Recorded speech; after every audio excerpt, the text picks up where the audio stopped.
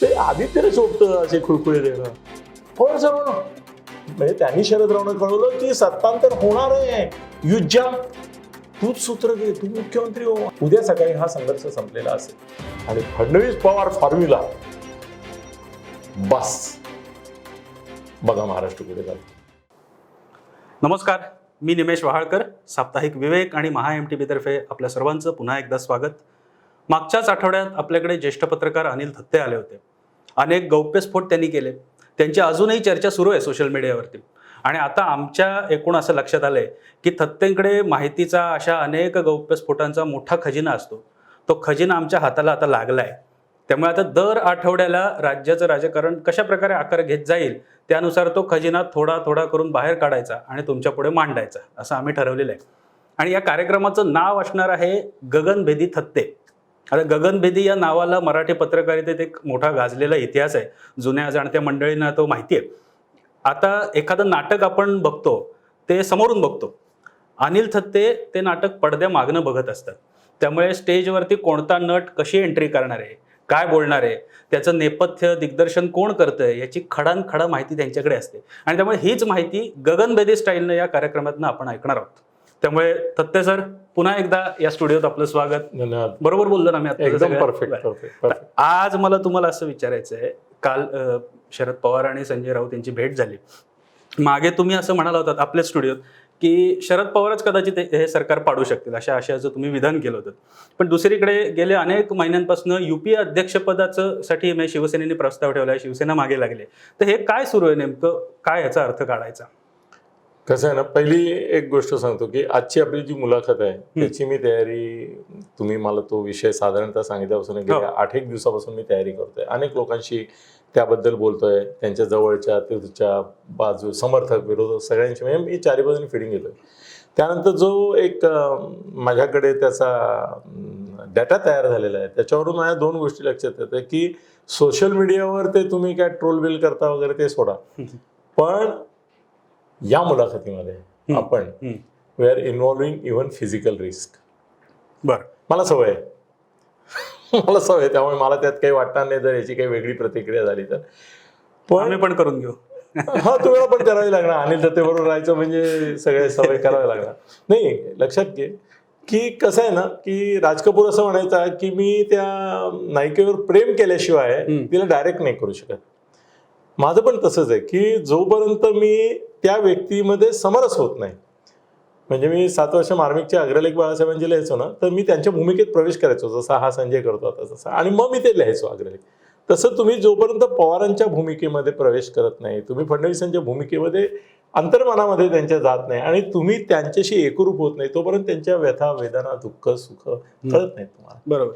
आणि ती जेव्हा कळतात आणि तुम्ही मांडता तेव्हा मग तुम्ही क्रिटिक नसता, तुम्ही त्यांचे समर्थकही नसता, विरोधकही नसता, तुम्ही त्यांच्या मनातल्या गोष्टी बोलता. मला असं वाटतं की माझी आजची भूमिका, कसं आहे ना, पवार आणि फडणवीस या 2 महाराष्ट्रातल्या व्यक्ती नाही आहेत, या शक्ती आहेत. बरं, आज महाराष्ट्रामध्ये एक काय म्हणतात ना, त्याचे 2 ध्रुव असतात, तसे हे 2 ध्रुव आहेत. या 2 ध्रुवांच्या भोवती सगळं राजकारण महाराष्ट्राचं, फडणवीस किंवा पवार, तुम्ही आयदर प्रो ऑर अँटी काही असलं तरी या दोघांशी तुम्हाला नातं जोडावं लागतं. पवार साहेबांच्या संदर्भामध्ये माहिती आहे माझे संबंध होते वगैरे, तो हा आपण सोडून देऊ. पण त्यांच्या संदर्भात मी विचार करतो ना, अरे मोठ्या माणसाची ना काही छोटी दुःख असतात. बरं, सामान्य माणसाच्या लक्षात येत नाहीत, अनेक वेळा ते असामान्य माणसांच्याही लक्षात येत नाहीत. मला सांगतो, पवार साहेबांनी उपमुख्यमंत्री केलं किती लोकांना, मंत्री केलं किती लोकांना, किती लोकांना केंद्रात आणि राज्यात मंत्री केलं. या सगळ्या त्यांच्या राजकीय आयुष्यामध्ये ते एकच गोष्ट करू शकले नाही की जी बाप म्हणून त्यांच्या हृदयामध्ये कुठेतरी खूपत असेल, ती म्हणजे सुप्रियाला ते कधी केंद्रीय किंवा राज्यात मंत्री करू शकले नाही. नाही का? आज जे त्यावेळेला ते बघत असतील आपल्या आयुष्यपटाकडे, त्यावेळेला कदाचित त्यांच्या मनामध्ये असा विचार येऊ शकतो की अरे मी सगळ्यांना सगळं दिलं, माझ्या लेकीला शी डिझर्विंग असताना मी दिलं नाही, आणि त्याची खंत त्यांना वाटू शकते. पण त्यांची खंत एकदा तुम्ही त्यांच्या मनामध्ये शिरून अशी जाणून घ्यायला सुरुवात केली की मग असं लक्षात येतं की त्यांच्या परिस्थितीमध्ये आता त्यांना ज्याची खंत वाटावी अशा खूपच फॅक्टर्स आहेत. मुख्यमंत्री नापसंत आहे त्यांना. मुख्यमंत्री नापसंत आहे, त्याच्यामध्ये काही शंकाच नाही. बरं. त्यांना मुख्यमंत्री पसंत नाही. पण पसंत नसला तरी काय म्हणतात ना, ते एकदा लग्न लावून दिल्यावर ते जावयाचं सगळं हे लाड कौतुक करत सांभाळावं लागतं त्याला. आपल्या पोरीचा प्रश्न तसं ते महाआघाडीचा आणि याचा प्रश्न आहे, त्यामुळे ते सांभाळावं लागतं. त्यामुळे पहिली गोष्ट त्यांच्या मनातली एक खंत ही असेल की या सगळ्या राजकारणामध्ये माझी डिझर्विंग लेक आहे, मी तिला काय करू शकलो. आणि दुसरी त्यांची एक खंत ही असणार की अशा माणसाला मला मुख्यमंत्री करावं लागलं, केलं नाही, बरं, करावं लागलं की जो आता अकार्यक्षम सिद्ध होतोय, जो मला नाही पसंत. मला कळतंय की म्हणजे ते संबंध ठेवणं वगैरे आपण वेगळे भाग ठेवू. तुम्ही माझ्याशी संबंध ठेवू नका, तुम्ही महाराष्ट्राचं भलं करा. आज आपण जी काही मुलाखत तुम्ही माझी घेताय किंवा आपण जे सूत्र मांडतोय ना, ते सूत्र काय माहितीये का, की पवार आणि फडणवीस जोडी शक्य आणि आवश्यक. बघा, फार धक्कादायक विधान आहे. आता हे आपण एक्सप्लेन करत जाऊ तोपर्यंत कदाचित हे पहिल्याच वाक्याला काही लोक एकदम हा वगैरे करतील. नाही, ते करायलाच लागणार एक्सप्लेन. त्यामुळे आपण हे शक्य आणि आवश्यक, कोण, पवार आणि फडणवीस जोडी, म्हणजे मोठं धक्कादायक विधान आहे. त्यामुळे ते सगळे उलगडावे लागतील. तर पहिली गोष्ट अशी की मुख्यमंत्री नापसंत आहे त्यांना. बरं, त्यांचं घराणं, त्याच्यामध्ये अजितदादा हा एक फॅक्टर आहे. अजितदादांचा काही भरोसा नाही, अजितदादांचा काहीच भरोसा नाही. त्या नातवाचा, पार्थचा, त्याचा ठाव ठिकाणा नाही. म्हणजे आता ते पवार साहेबांच्या भूमिकेतून आपण असं बघत जाऊ की बाबा हे काय, हे प्रतिकूल आहे का अनुकूल आहे, हे अनुकूल आहे का प्रतिकूल आहे. म्हणजे मी हे फडणवीस आणि भाजप आणि राष्ट्रवादीचं कडे सगळं जाण्यापूर्वी विचार करतोय की कुठे कुठे त्यांना आता असे आपण काय म्हणतो ना, जेवताना खडा लागतो मध्येच, तसे त्यांना कोणते खडे जेवताना लागत असतील. तर त्यातला एक खडा झाला, दुसरा झाला, अजितदादाचा झाला. आणखीन एक असं मला दिसतंय की महाआघाडीचे अधिकारी ऐकत नाहीत, IAS IPS. बरं, महाआघाडी सरकारचं ऐकत नाहीत. आणि दुसरी एक चर्चा अशी होते की हे सगळे फडणवीसांचेच अधिकारी आहेत आणि त्यांचं ऐकतात किंवा त्यांच्या प्रभावाखाली आजही ते आहेत किंवा पावणे 2 वर्ष झाली. असं आहे की तुम्ही गाडीवान कोण आहे, जॉकी कोण आहे, त्याच्यावर ते खालचे घोडे, नोकरशाही घोड्यासारखी आहे ना, त्याच्यावर बसलेला जॉकीच जर कच्चा असेल तर ते रडतराव घोड्यावर बसलेत ना आपले. मग ते त्या घोड्यावर कमांड कशी घेणार, मग ते घोडं ते सोयखुर उधळणार, ते त्याच्या मर्जीने जाणार. तसं ते चाललेलं आहे. ते फडणवीसांचा दोष नाही, काही दोष आहे तो जॉकीचा आहे. अरे तुला ते घोडं सांभाळता येत नाही. आता परत पवार साहेबांची पंचायत अशी की महाआघाडी सरकारचं चाललं पाहिजे, इफेक्ट मिळाला पाहिजे, इफिशियन्सी दिसली पाहिजे, काही केलं पाहिजे. तर जे त्यांच्या डोळ्यासमोर अधिकारी येतात चांगले, ते सगळे फडणवीसांशी संबंधित आहेत असा त्यांच्यावर एक ठपका आहे. उदाहरणार्थ बरेच आहेत की आता कितीतरी आहेत की मी पुढे आहे ती घेतली मी आधी, तर सांगतो तुला. तर ते त्यांना ठेवावं लागतं. तर ती पण त्यांची एक व्यथा आहे की अधिकारी जे आहेत ते फडणवीस साहेबांचे आहेत आणि त्यांना ते सांभाळावं लागतात. दुसरं एक आणखीन असं आहे की आमच्या संजयने काय सांगितलं की UPAचं अध्यक्षपद पवार साहेबांना द्या. आता 2 गोष्टी लक्षात ठेवा की संजय जे बोलतो ती शिवसेनेचीच भूमिका असते असं नाही. बरं, अच्छा, हां, म्हणजे माझ्या माहितीनुसार अनेकदा असं असतं की संजयचाच तो विचार असतो, संजयचाच तो एक कुठेतरी मुद्दा असतो. आणि तो बघा ना, तुम्ही आता 2 गोष्टी लक्षात की संजयनी जेव्हा असं म्हटलं की बा UPAचं अध्यक्षपद पवार साहेबांना द्यावं, त्याच्यावर उद्धवनी प्रतिक्रिया दिली का? नाही दिली. का नाही दिली? आणि त्याला माहिती की ती प्रतिक्रिया जर उद्धवजींनी दिली तर इकडे लगेच काँग्रेसचे आहेत ना लोक, ते ऑलरेडी संजयच्या विरुद्ध बोललेच, त्या ह्याच्यामध्ये करतील. पण नॅशनल लेवलवर संजयनी सूचना केल्यानंतर एरवी त्याची मुलाखत सगळ्या राष्ट्रीय पातळीवर जाते ना. तर कुठल्या देशातल्या एखाद्या पक्षांनी की जे UPAचे घटक आहेत म्हणा किंवा होऊ शकतात, प्रतिक्रिया दिली? एकाही नेत्यांनी प्रतिक्रिया दिली नाही किंवा असं म्हटलं नाही की हा चांगली सूचना आहे, याचा विचार केला पाहिजे, असं म्हटलं का? नाही ना. याचं कारणच आहे मुळामध्ये की काँग्रेस सोडा, युपीएचं अध्यक्षपद त्यांना द्यावं असं वाटणारा एकही पक्ष, प्रादेशिक पक्ष देशात नाही. का नाही? याचं कारण पवार साहेबांच्या संदर्भामध्ये काही पूर्वग्रहांचं एक असं काय म्हणतात बॅकड्रॉप तयार झालेला आहे की पवार साहेबांवर राष्ट्रीय पातळीवर विश्वास ठेवायला इतर पक्षाचे लोक, काँग्रेस पक्षाचे लोक तयार होत नाहीत. अहो, आत्तापर्यंत देवेगौडा पंतप्रधान होऊ शकतात, गुजराल पंतप्रधान होऊ शकतात, नरसिंह राव झाले, या प्रत्येक वेळेला गंमत अशी होती की पवार साहेब पंतप्रधान होऊ शकत होते. 30 वर्ष झाली जवळपास प्रयत्न होऊ शकत होते. नाही, ते प्रयत्न सोडा, होऊ शकत होते पण नाही झाले ना. का नाही झाले? याचं कारण त्यांच्यावर राष्ट्रीय पातळीवर विश्वास नाही राहिला लोकांचा. कधीच नव्हता, आजही नाही, तेव्हाही नाही. दुर्दैव आहे ते, पण नाही, ही वस्तुस्थिती आहे. त्यामुळे संजयनी म्हटल्यामुळे ते युपीएचे अध्यक्ष होणं शक्यच नाही, ज्यांनी म्हणायला पाहिजे.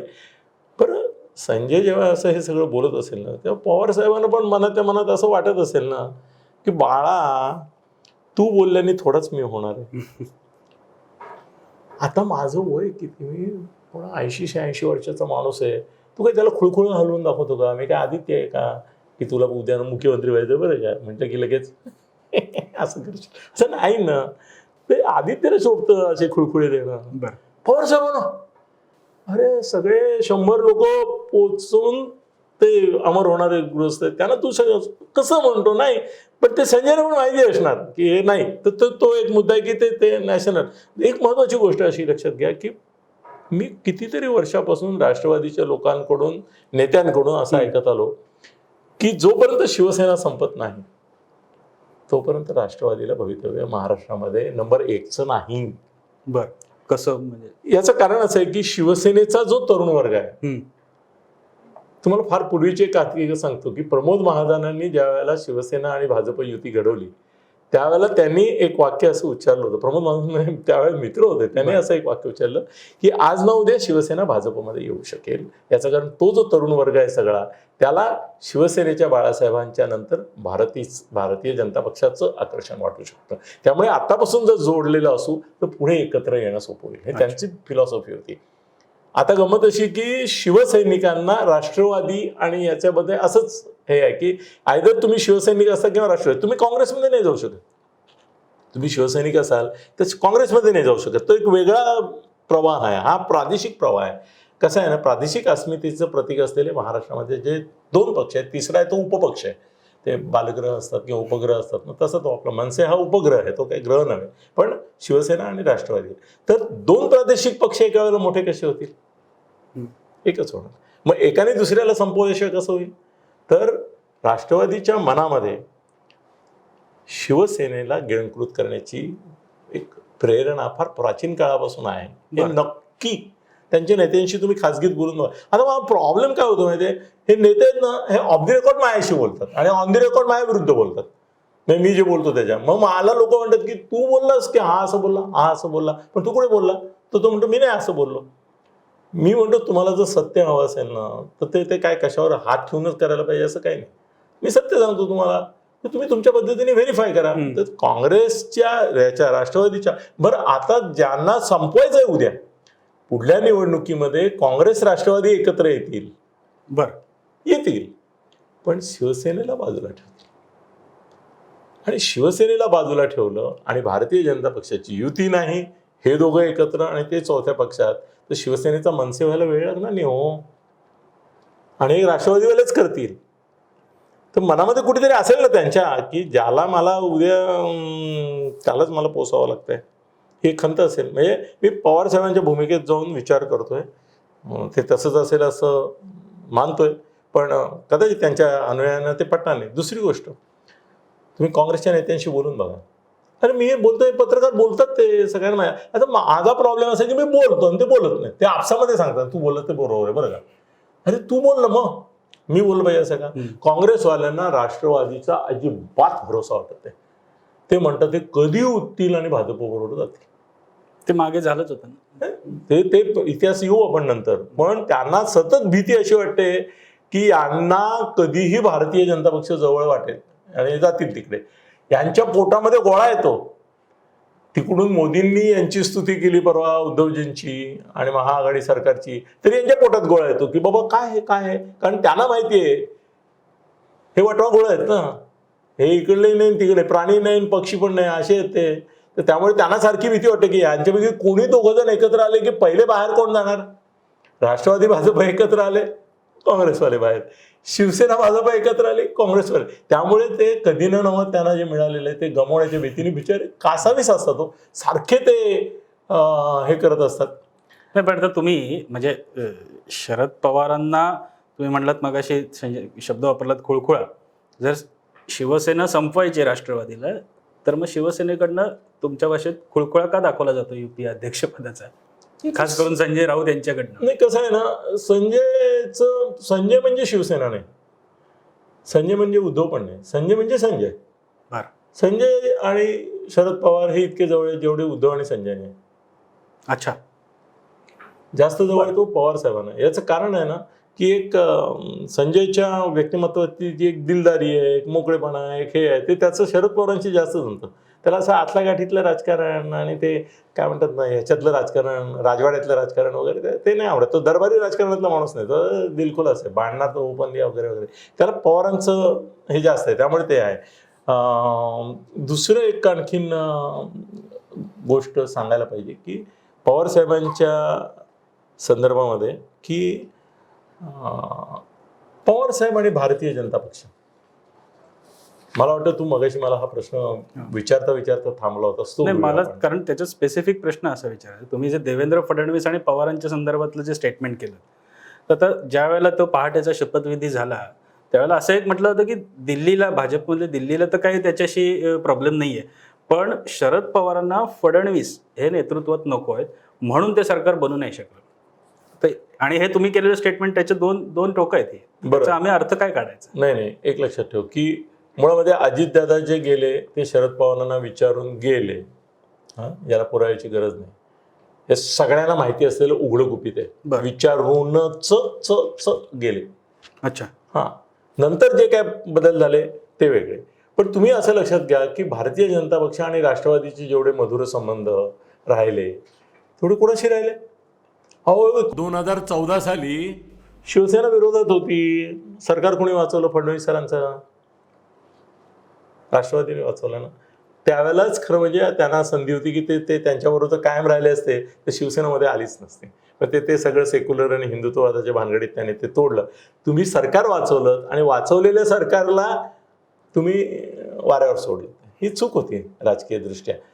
तुम्ही तुमचा हेतू केला. दुसरी गोष्ट की मला ना एक अत्यंत ठामपणे निश्चितपणे हे मला माहिती आहे की अमित शहाचं नाही माहिती मला, पण मोदी आणि शरद पवार साहेब यांचं एक हार्दिक नातं आहे होतं आणि त्या नात्याचा प्रभाव दोघांच्याही मनावर आहे. सुप्रिया सुळेच्या लोकसभा निवडणुकीमध्ये सुप्रिया सुळे अडचणीत आली होती त्यावेळेला मला तर माहिती आहे पवार साहेबांनी कोणाला फोन केला म्हणून तुम्ही कोणाला फोन केला म्हणून मोदींची सभा झाली नाही.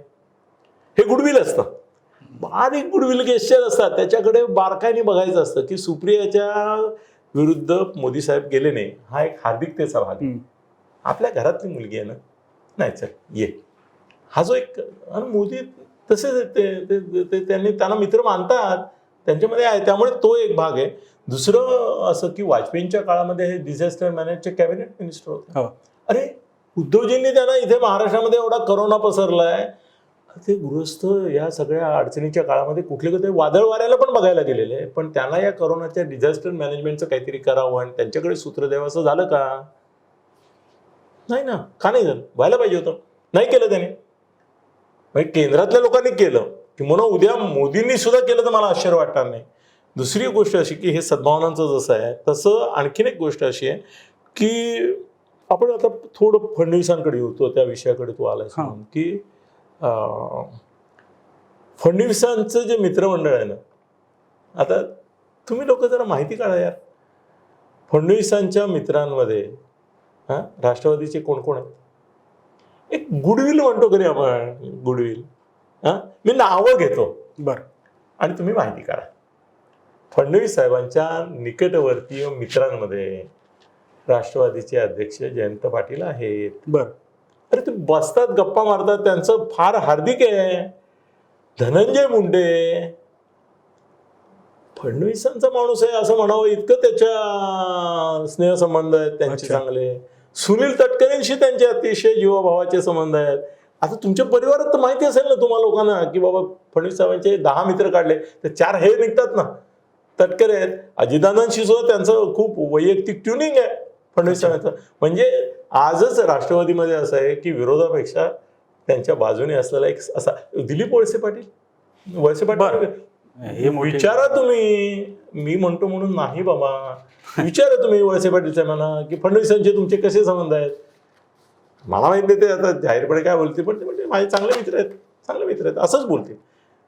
दुसरी गोष्ट, पवार साहेबांबद्दल जो एक ब्राह्मण द्वेषाचा मुद्दा मांडला जातो ना, आता तुझ्या प्रश्नाविषयी मी ते तिथे येणारच होतो, कारण मी एवढे राष्ट्रवादीशी चांगले संबंध आहेत तर मग तरी त्या नावावर कसं आहे फुली ना, का मारली पवार जाते? साहेब आहेत ना, ते मराठा समर्थक असले तरी ब्राह्मण विरोधक नाही. याचं कारण एक फार मोठं रहस्य उद्घाटन मी करतो ज्याला माझ्याकडे पुरावा आहे. बर. आणि तो पुरावा कोणाचा माहितीये का, की राष्ट्रवादी काँग्रेसचे अध्यक्ष जयंत पाटील हे तुम्हाला तो पुरावा देतील. जयंत पाटील साहेब, तुम्ही त्यावेळेला ते राजकारण सगळं जवळून पाहिलंय. तुमचे बाबा म्हणजे वडील राजाराम बापू पाटील होते. राजाराम बापू पाटलांनी 1978 साली पोलोदची स्थापना करण्याची सगळी तयारी केली. किंबहुना स्थिती अशी निर्माण झाली की शरद पवार जरी आले किंवा नाही आले तरी राजाराम बापू पाटील जनता दलाचं सरकार पुलोदचं बनवण्याच्या पूर्ण तयारीत होते. ही गोष्ट SM जोशींना कळली. SM जोशी ब्राह्मण आहेत, पण ते काय समाजवादी, म्हणजे समाजवादाला जात बीत नसते, पण ते ब्राह्मण होते. त्यांना जेव्हा लक्षात आलं की राजाराम बापू होत आहेत, तेव्हा त्यांनी असा निर्णय घेतला की राजाराम बापू जर व्हायला नसेल, नको असतील, तर आपण शरद पवारांना केलं कळूया. त्यांनी शरद पवारांना, मी त्यावेळेस SM जोशींच्या विरोधात काकामुळे खूप जवळ होतो, त्यांनीच सांगितलं की मी शरदला कळवलं त्यांच्या भाषेत, म्हणजे त्यांनी शरदरावना कळवलं की सत्तांतर होणार आहे, यू जम्प, तूच सूत्र घे, तू मुख्यमंत्री हो, आम्हाला राजाराम बापू व्हायला नकोय. आणि म्हणून राजाराम बापू मुख्यमंत्री होऊ शकत असताना शरद पवारांना SM जोशींनी मुख्यमंत्री केलं. कोणी केलं? SM जोशींनी. ते ब्राह्मणाचा द्वेष कसा करू शकतील? त्यांचे मित्र किती आहेत? त्यांचे मित्र घ्या ना, नितीन गडकरी घ्या, मनोहर जोशी घ्या, तळवलकर घ्या, लक्ष्मण शास्त्री घ्या, आपल्या लवासाचे अॅमनोरा बिल्डरचे अनिरुद्ध देशपांडे घ्या, खांडेकर घ्या. अरे किती मित्र, पवार साहेबांच्या मित्रांची लिस्ट काढली तर ब्राह्मण मित्र आहेत त्यांचे त्याच्यामध्ये. निकटवर्ती किती अधिकारी, पवार साहेबांच्या विश्वासातले अधिकारी तुम्ही नावं घ्या ना. आपले बापू करंदीकर आहेत, यशवंत भावे आहेत, रामकृष्ण आहेत, रघुनाथन आहेत, अफजल पुरकर आहेत, हे सगळे ब्राह्मण आहेत ना. कधी ब्राह्मण द्वेष केला का त्यांचा? त्याने नाही केला ना. पवार साहेबांनी ब्राह्मण द्वेष केला असं जे म्हणतात ते चुकीचं बोलतात. पवार साहेबांच्या बाबतीमध्ये असं की ते गुण बघतात काही वेळेला. जात हा विषय त्यांचा त्यावेळेला असा तो प्रॉमिनंटली, म्हणून हे ब्राह्मणाचा. त्यामुळे फडणवीस ब्राह्मण आहेत म्हणून नको म्हणतील ते, असं मला नाही वाटत. कारण बरं, ते जयंत पाटलांना जरा व्हेरीफाय करून घ्यायचं. ते सांगतील हो आमच्या बाबांची मुख्यमंत्रीपद गेलो होतो त्यावेळेला याच्यात. पण या सगळ्या याच्यामध्ये कसं आहे ना की आता आपल्याला जोडी अशी जमवायची आहे की पवार साहेबांची स्वप्न साकार करणारा आणि महाराष्ट्राचं हित बघणारा असं एक काहीतरी कॉम्बिनेशन आपल्याला लोकांच्या पुढे घेऊन जायचं. एकदा तुम्ही शिवसेना फेल, उद्धवजी फेल, नाही ते वर्कआउट होत आहे, किंवा एखादा प्रयोग अयशस्वी झाले, मोठ्या शास्त्रज्ञांचे प्रयोग अयशस्वी झाले, तर ते ठीक आहे, दुसरा प्रयोग करून बघतात. आणि प्रयोगशीलतेमध्ये पवारसाहेब तर आघाडीवरच आहेत. त्यांनी अनेक प्रकारचे प्रयोग केलेले आहेत. प्रत्येक प्रकारचा प्रयोग त्यांनी राजकीय करून पाहिलेला आहे. तुम्ही नेम करा किंवा हा फॉर्म्युला त्यांनी केव्हा ना केव्हा ट्राय केलेला आहे. तर मग आता एक नवीन फॉर्म्युला ट्राय करूया ना, एक नवीन फॉर्म्युला ट्राय करूया. असं बघा की पवार साहेबांचं जे स्वप्न होतं ना, पवारसाहेब 4 वेळा मुख्यमंत्री झाले आणि 3 वेळेला त्यांच्या चॉईसचा काँग्रेसचा मुख्यमंत्री झाला. म्हणजे 7 मुख्यमंत्री, म्हणजे 7 वेळा मुख्यमंत्रीपद हे त्यांच्या ह्याच्यामध्ये होतं. आणि मराठा आरक्षणासाठी त्या 7 मुख्यमंत्र्यांच्या काळात हवा तो रिझल्ट नाही मिळाला. तो रिझल्ट कुणी दिला? पवार साहेबांना, किंवा पवार साहेबांच्या प्रिय असलेल्या मराठा समाजाला कुणी दिला? तो फडणवीसांनी दिला. हो, फॅक्ट आहे ना. फडणवीसांच्या काळामध्ये हे मंजूर झालं ना, मराठा आरक्षण कोर्टात टिकलं. म्हणजे पवार साहेबांची स्वप्नपूर्ती ते करू शकतात याचा तो पहिला पुरावा होता. दुसरी गोष्ट, एक त्यांना कुणीतरी ना चांगलं ॲडमिनिस्ट्रेशन वर ज्याची कमांड आहे, ज्याला व्हिजन आहे, महाराष्ट्राच्या भल्याचं व्हिजन आहे. महाराष्ट्रात व्हिजन असलेली, महाराष्ट्राच्या भल्याची जी 2 मोठी माणसं आहेत, टॉवरिंग पर्सनॅलिटी, त्यात पवार साहेब एक आहेत आणि फडणवीस दुसरे. हे जे लोक म्हणतात ना की पवार साहेबांना पर्याय फडणवीस आहे का आणि फडणवीसांना पवारांना शह द्यायचा आहे का वगैरे, ते मला कधीच पटत नाही. फडणवीस इतके बुद्धिमान आहेत, चतुर आहेत, हुशार आहेत की त्यांना हे जाणवलेलं असलं पाहिजे की महाराष्ट्रामध्ये शरद पवारांच्या शिवाय किंवा त्यांच्या विरोधात जाऊन महाराष्ट्राचं राजकारण पुढे जाणार नाही आणि बरं. समाजकारण पुढे जाणार नाही, प्रगती होणार नाही. माझं म्हणणं असं आहे की आता एक वेळ अशी आलेली आहे की केंद्र राज्य संघर्षाची रोज भाषा होती ती शिवसेनेमुळे होती. हं. तरी ते नवाब मलिक वगैरे छोटी माणसं आहेत ते काय ते बिचारे ते काहीतरी त्याला चेहरे लागतात ना, एक सेक्युलर चेहरा पाहिजे, एक पाहिजे, ते मुखवट आहेत त्यांचे. ते काय नाही, ते सगळं बोलतात त्याच्यावर फार जायचं नाही. पवारसाहेब बोलतात तेवढंच गृहीत धरायचं. पवारसाहेब जे बोलत नाही दुसरे छोटे छोटे लोक बोलतात ना त्याच्याकडे लक्ष नाही द्यायचं. ते कसं आहे की जाऊ दे त्या उपमध्ये बरोबर नाही, पण ते त्याला नका देऊ. पण पवारसाहेबांच्या बाबतीमध्ये असं आहे की केंद्र राज्य संघर्ष जो आहे त्याच्यामध्ये आज महाराष्ट्राचं नुकसान होत आहे. ते नुकसान जर टाळायचं असेल ना तर कुठेतरी फडणवीस साहेब पवार साहेब मिळून विचार विनिमय करतायत, कुठेतरी एकत्र येऊन काहीतरी करतायत. असं जर झालं ना तर उद्या सकाळी मोदी साहेबांचा मोठेपणा आहे, पवार साहेबांचा मोठेपणा आहे, फडणवीसांच्याही मनाचा मोठेपणा आहे की उद्या सकाळी हा संघर्ष संपलेला असेल आणि हे तुमचे राज्यपाल नियुक्त अडकलंय ना मुक्त हे वारा नाही येणार. पण पवार साहेबांच्या चॉईसेस हा, फडणवीस साहेबांच्या चॉईसेस असे वारा उद्या राज्यपालांकडून मंजूर झालेले दिसतील तुम्हाला. सगळे संघर्ष संपतील. हो, महाराष्ट्राची प्रगती, महाराष्ट्राला तुम्हाला काय हवंय ना ते पवार साहेबांनी सांगावं आणि मोदी साहेबांनी फडणवीस आणि त्यांनी मिळून ते करावं अशी स्थिती येईल. मला असं वाटतं की आपण या विषयावर खूप खूप खूप खूप काही बोलण्यासारखं आहे. आणि पवार साहेब आहेत ना त्यांना तुम्ही असं राष्ट्रीय नेते जर व्हायचं असेल ना तर जातीमध्ये चपातीमध्ये बांधून ठेवू नका. म्हणजे तुम्ही अनुयायी असाल ना तर पहिली गोष्ट ही करा की पवार साहेबांचं मन मोठं आहे, व्यक्तिमत्व मोठं आहे, तो मोठा माणूस आहे महाराष्ट्राचा. महाराष्ट्राला यशवंतराव चव्हाणांनंतर एवढा मोठा माणूस ज्याचं राष्ट्रीय नेतृत्व होऊ शकतं त्याला तुम्ही इकडे जातीय याच्यात अडकवता ना म्हणून त्याला राष्ट्रीय म्हणत नाही. हे तुम्ही पवार साहेबांच्या समर्थकांना सांगताय? हो, मग ते त्यांना जाती म्हणतात ना, ते त्यांना जाती याच्यात अडकवतात त्याच्यामुळे ते राष्ट्रीय नेते होताना ते इतर राज्यातले लोक म्हणतात ना की ते अमुक एका जातीचे नेते आहेत का? ते नाही आहेत, ते नाही आहेत. बरं, ते ब्राह्मण ज्येष्ठ आहेत असं तुम्ही म्हणत असाल तर चुकीचं आहे. काही ब्राह्मणांनी खोडी काढली तर त्याही काळामध्ये शिवकाळातही त्यांना शिक्षा मिळाल्या होत्या, तसे ते मिळाल्या आहेत. त्याच्याबद्दल तुम्ही तक्रार नाही करू शकत. ते मग सगळ्या जात धर्म न पाहता ते शिक्षाही देतात आणि परीक्षाही घेतात. पण मला स्वतःला असं वाटतं की वेळ आलेली आहे. लोकांना प्रथमदर्शनी हे पटणार नाही, दोन्हीकडून म्हणतील अरे काय काय वाटेल ते बोलतोस तू, पण इन द लॉंग रन एक दिवस एक लक्षात ठेवा, कोणीही स्वबळावर काही करायची भाषा केली तरी शेवटी महाराष्ट्राची रचनाच राजकीय आता अशी झालेली आहे की ज्याच्यामध्ये सहकार्य या क्षणाला करण्याशिवाय तुम्हाला गत्यंतर नाही. आणि ते विधायक व्हायला हवं असेल आणि विध्वंसक व्हायला नको, जे आता विध्वंसक आहे, तर तुम्हाला या पुढल्या काळामध्ये माझी अशी या दोघांनाही महाराष्ट्राच्या वतीने महाराष्ट्राच्या हितासाठी विनंती आहे की तुम्ही दोघं आवश्यक आहे, शक्यही आहे बरं. आणि आवश्यक आहे. आणि फडणवीस पवार फॉर्म्युला बस बघा महाराष्ट्र कुठे जातो. बरं. हा, शरद पवार आणि देवेंद्र फडणवीस असा एक वेगळा फॉर्म्युला मांडलेला आहे. मला पण आता ही सगळी मुलाखत परत एकदा ऐकावी लागणार आहे, कारण मला स्वतःला आता माझी विचारचक्र सुरू झालेत आणि आता पुढच्या भागांमध्ये काय आपण नवीन माहितीचा खजिना काढून घेणार आहोत याचीही मला उत्सुकता आहे. तोपर्यंत तुर्तास आपण इथेच थांबूयात. साप्ताहिक विवेक आणि महा MTBच्या फेसबुक पेज आणि यूट्यूब चॅनलला न विसरता लाईक, शेअर आणि सबस्क्राईब करा. गगनभेदी थत्ते या कार्यक्रमात आज इथेच थांबूयात. धन्यवाद.